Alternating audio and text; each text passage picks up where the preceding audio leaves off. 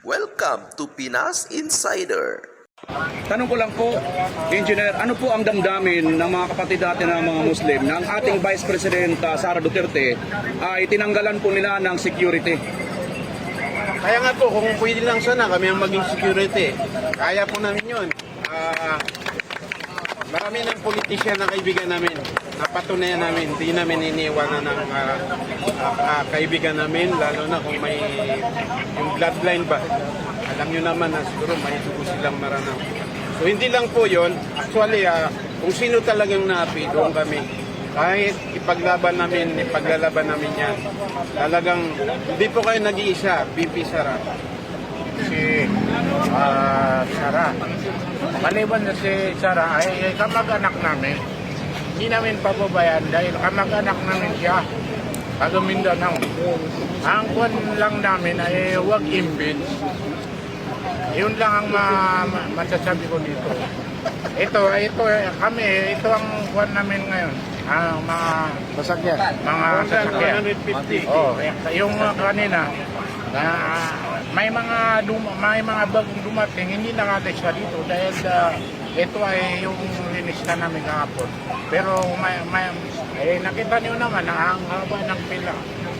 Yun lang, itong spokesman namin si Nasib Malawan. Kung ano ang sasabihin niya, yun ang kuwan namin. Salita namin. Maraming salamat po. Bago kayo magtapos po, mensahe po muna kung if ever nanonood ngayon pangalawang Pangulong BP Sara. Kung manunod ka man na BP Sara, nandito kami. Ayusan tayo makarating. Kasama mo kami. Allahu Akbar! Allahu Akbar! Takbir! Allahu Akbar! Ayan, mayroon pa po tayo guys, kakausapin. Salamat sa iyo, Mayor. Salamat. Ayan, guys. Engineer Nasib. Engineer Nasib. Good morning, good afternoon po sa iyo, Engineer. Pakilala po muna kayo. Ano po ang atin pong pakay sa ginawa po nating karaban ngayon? Yes po, ako ay tagapagsalita po ng grupo, yung Muslim Alliance. Yung Muslim Alliance, ano po yan, composed of lahat ng mga presidente, halos ng Metro Manila at saka yung Luzon White. So nagsama-sama kami para po suportahan yung no impeachment kasi alam naman natin na wala sa batas. Nagsalita na yung ombudsman, nagsalita na yung COA. Ano pa ba? Ano pang kailangan nila? Ano pang gusto nilang patunayan? So, pati presidente, nakiusap siya na huwag nang impeach. So, siguro, para lang siraan yung BP natin, alam nilang maganda yung performance ng tatay niya, baka siya naman maging Pangulo. So kami po, taga Mindanao kami. Actually, dito lang kami nangangalakad sa Metro Manila. Kami po ay hindi namin pababayaan yung mga taong naapi. Kasi doon po tayo sa batas. Kailangan protektahan natin yung Constitution, protektahan natin ang batas, protektahan natin yung mga taong naapi. Kaya kami po, nagtipon-tipon, lahat, walang gumastos sa amin, sarili naming gastos, yung bawat isa sa amin. Siguro nakita nyo naman yung mga tao na nandito. Sila po yung may mga kaya halos sa yung buong Metro Manila, mga Muslim, mga businessman. Tanong ko lang po, Engineer, ano po ang damdamin ng mga kapatid natin ng mga Muslim na ang ating Vice President Sara Duterte ay tinanggalan po nila ng security? Kaya nga po, kung pwede lang sana kami ang maging security, kaya po namin yun. Marami ng politisyan na kaibigan namin. Napatunayan namin, hindi namin iniiwanan ng kaibigan namin, lalo na kung may yung bloodline ba. Alam nyo naman na siguro may dugo silang maranang. So hindi lang po yun, actually kung sino talagang naapi, doon kami. Kahit ipaglalaban namin yan. Talagang hindi po kayo nag-iisa, BP Sara. Reaksyon nyo lang po, bakit po hindi sila nakikinig sa ombudsman na ombudsman ng COA na sinabing clear po, malinis po ang record ni BP Sara, at ito pong si BBM nanawagan na wag daw i-impeach si BP Sara kasi wala namang kabuluhan yon. Ano po ang reaksyon ninyo tungkol dito?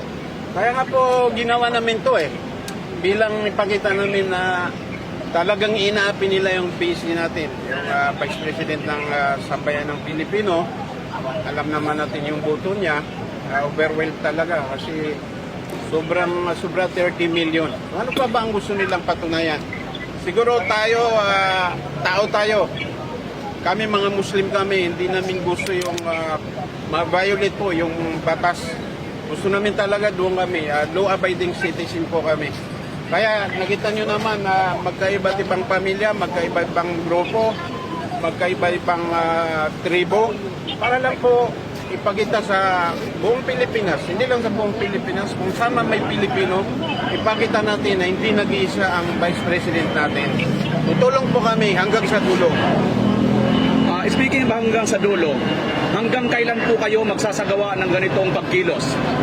Kung kinakailangan, magsabi lang ng mga kapatid natin, may magtitipon, suporta pa kami. Kahit saan makakarating yung Muslim Alliance, suporta po kami. Masasabi ba natin na itong ginagawa po ninyo ay halos sinisimbolo ito ng pangkalahatan ng mga brothers and sister ng mga Muslim? Kung i-grade natin yan, sa tingin ko lang, 90% ng mga Muslim. Hindi mo maalis. Hindi mo maalis, may mga taong sumusuporta sa kabila kasi may mga pakinabang sila. Kami po, bilang mga negosyante, alam naman natin, marami tayong kaibigan ng mga politisyante.